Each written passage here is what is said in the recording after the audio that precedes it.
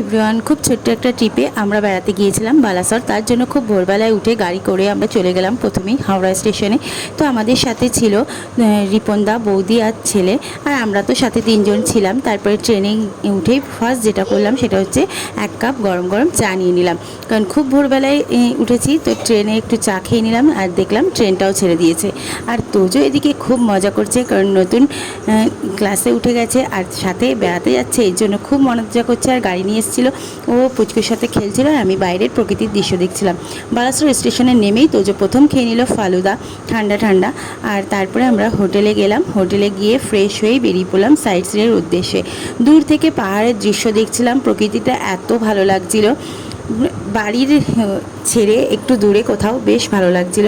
প্রথমেই যেটা গেলাম রাজবাড়ি, আর সাথে ছিল জগন্নাথ দেবের মন্দির, কৃষ্ণ মন্দির।